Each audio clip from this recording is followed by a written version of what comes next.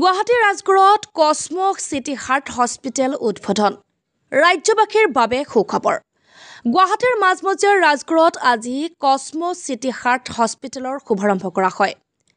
হস্পিটেলখনত মুখ্যতঃ হৃদযন্ত্ৰৰ ৰোগত আক্ৰান্ত হোৱা ৰোগীসকলক বিদেশৰ উন্নত মানদণ্ডৰ চিকিৎসা পদ্ধতিৰ লগতে আখিলাসমূহ ৰেহাই মূল্যত প্ৰদান কৰা হ'ব বুলি সাংবাদিকক জানিবলৈ দিয়ে লগতে হস্পিটেলখনৰ দুৰ্ঘটনা ল্যাবৰেটৰী ৰেডিঅলজি কাৰ্ডিঅলজি নেফ্ৰলজি এম্বুলেন্স সেৱা ৰেহাই মূল্যত উপলব্ধ হ'ব উদ্বোধনী অনুষ্ঠানত মুখ্য কাৰ্যবাহী বিষয়া মিণ্টু ৰঞ্জন দত্ত আৰু মুখ্য পৰিচালন সঞ্চালক ডক্টৰ ঋষিকেশ হাজৰিকাৰ উপস্থিতিত উদ্বোধন কৰে সমাজকৰ্মী লাবণ্য হাজৰিকা ৰুণিমা কাকতি উপেন হাজৰিকাই অনুষ্ঠানত ডক্টৰ তনয়া কাকতি হাজৰিকা পৰিচালক আমজাদ হোসেনৰ লগতে কেইবা শতাধিক ৰাইজ উপস্থিত থাকে গুৱাহাটীৰ পৰা মেছেৰ আলী ৰিপৰ্ট পি সংবাদ 2024 চনত আমি উন্মোচন কৰিছিলোঁ আৰু আজি প্ৰায় 6 মাহৰ মূৰত আমি দ্বিতীয়খন হস্পিটেল আমি একুৱাই কৰিছোঁ কসমক চিটি হাৰ্ট হস্পিটেলৰ নামেৰে এই দুখন হস্পিটেল আমি আজি উদ্বোধনী কৰিলোঁ এইখনৰ 33 বছৰ এটা ইতিহাস আছে গুৱাহাটীবাসীয়ে এই হস্পিটেলখন আপোন হস্পিটেল হিচাপে আগতেও গণ্য কৰি আছে আৰু ভৱিষ্যতেও গণ্য কৰি যাব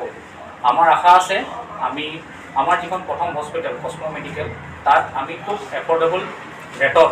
আমি ICU HD কেয়াৰসমূহৰ কাৰণে আমি খুব কম দিনৰ ভিতৰতে অসমত এটা বিশেষ স্থান আমি লাভ কৰিছোঁ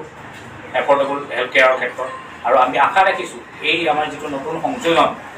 কসমক চিটি হাৰ্ট হস্পিটেল ইয়াত আমি আপোনাৰ AI powered artificial intelligence powered আমি এটা কেটলেব অনাৰ দিহা কৰিছোঁ অলৰেডি আমি যি কোম্পানীক অৰ্ডাৰ দিছোঁ আৰু সম্ভৱতঃ পূজাৰ আগে আগে সেইটো আমাৰ ইয়াতে ইনষ্টলেশ্যন হৈ যাব আৰু আমি চিকিৎসা সেৱাসমূহ দিবলৈ সক্ষম হ'ম পূজাৰ আগে আগে গতিকে এটা খুব এফৰ্ডেবল ৰেটত আমি আমাৰ যিখিনি চিকিৎসা সেৱাসমূহ আমি অসমবাসীক আগবঢ়াব পাৰিম বুলি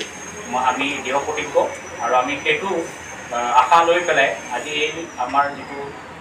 দ্বিতীয়খন হস্পিটেল আমি উদ্বোধনী কৰিছোঁ আৰু আমি অসমবাসীৰ পৰা বা আপোনালোক সকলোৰে পৰা সহায় সহযোগ বিচাৰিছোঁ আমি আজি শুভ উদ্বোধনী কৰিলোঁ কসমক চিটি হাৰ্ট হস্পিটেলত চিটি হাৰ্ট গুৱাহাটী চহৰত এটি পুৰণি নাম বহুত যুগৰ 30 বছৰৰ অধিক ধৰি তেওঁলোকে চিকিৎসা সেৱা আগবঢ়াইছে সমগ্ৰ অসমবাসী ৰাইজলৈ কিছুদিন ধৰি এইখন হস্পিটেল বন্ধ হৈ আছে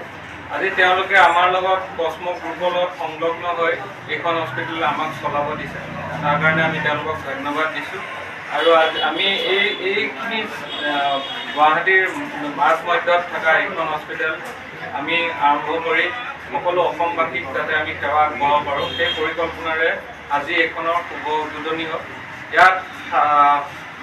সকলোখিনি সুবিধা থাকিব কিন্তু প্ৰধান আমি হাৰ্টৰ কাৰণে আমি ভাবিছোঁ ইয়াত আমি অত্যাধুনিক কেটলেব আনি পেলাই গোটেই হাৰ্টৰ যিখিনি দৰকাৰী চিকিৎসা সকলোখিনি ইমাৰ্জেঞ্চি ইয়াত উপলব্ধ হ'ব সকলো হাৰ্টৰ ডক্টৰ 24 ঘণ্টা